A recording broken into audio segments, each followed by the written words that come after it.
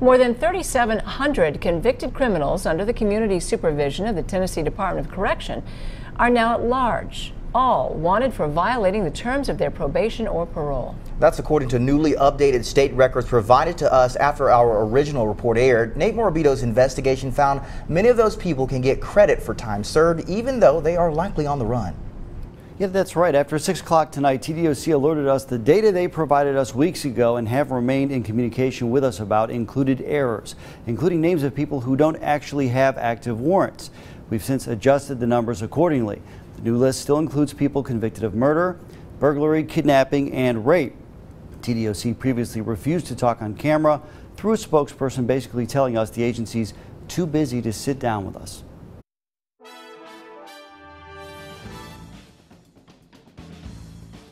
The same children who played with these toys sat inside their Boones Creek trailer for almost 24 hours in December as their parents lay dead nearby. It hurts. It hurts a lot to know that such a good person was taken from this world. The newlyweds, with a child on the way, murdered. Investigators arrested Derek Sells in the weeks after, which led to another disturbing discovery.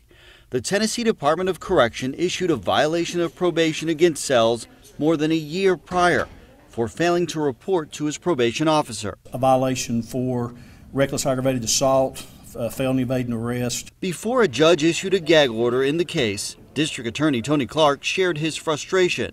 This guy was running around. Why he'd not been picked up, I don't know. He could ask the same question about the hundreds of others from our region alone with active warrants for violating probation or parole, in addition to nearly 4,000 others statewide. That's a huge number. Senator John Lumberg called our discovery disconcerting. That creates a public safety issue. Especially considering the lawmaker criticized TDOC just years ago for changing its supervision standards, which resulted in less direct supervision for some criminals. The change prompted by research that showed the public is safer when resources are shifted from low-risk to high-risk offenders. Good Lord, if we can't monitor folks with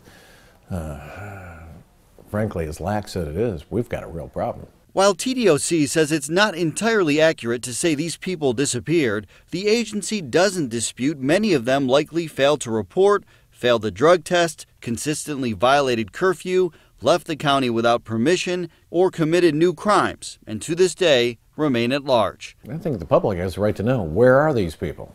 And who is watching them? And where are those warrants? Hundreds of the local warrants are here, organized by zone in a filing cabinet at the Sullivan County Sheriff's Office. It's a manpower issue. Lieutenant Stephen Wetzel says deputies only serve the warrants when they get time to step away from their normal job duties to go door to door. You can go out and pull a 12-hour day, if not longer, maybe a little shorter, and not even get someone to the door. The time-consuming task made more challenging by the fact that he says there's no way to predict which violation needs their attention first. There's no way to prioritize what that person's next move is after the state felony violation comes out on them just to get them picked up.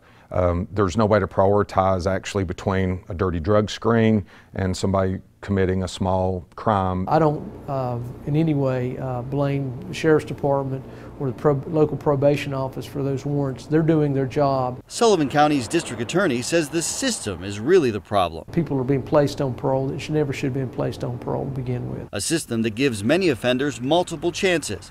If anything, Barry Staubis says with as much leeway the state now gives people on probation and parole, he's surprised the numbers aren't even higher. Now there's this system which I think basically is one of the consequences of it means less people will be arrested and less violations. The current system also gives convicts one more break, specifically those on parole. Even though there are several hundred active violation warrants for parolees, as a general rule, TDOC says the days, months, and years that go by while they await arrest do not affect their time, since it's technically part of their original prison sentence. TDOC says after an arrest, the parole board has the option of adding time back to the original sentence or revoking parole and sending the person back to prison. It's just an incentive to run. I mean, it's outrageous. That's wrong. Senator Lundberg agrees. We should be able to change that so it actually counts against you instead of for you. The vice chairman of the Senate Judiciary Committee pledged to push for that change in Nashville. That's a legislative issue and a problem that we need to fix.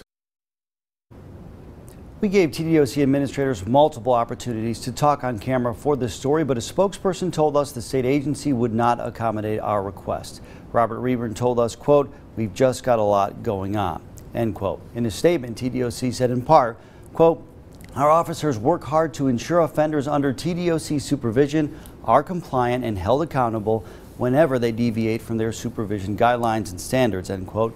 Adding, the agency works closely with its local law enforcement partners and provides whatever assistance possible. Combined, the Washington and Sullivan County Sheriff's Offices report more than 2,500 active violation warrants. We asked specifically the last time the agency encouraged a law enforcement agency to do more to serve the violation warrants, that is TOC, and TDOC has still yet to give us a response.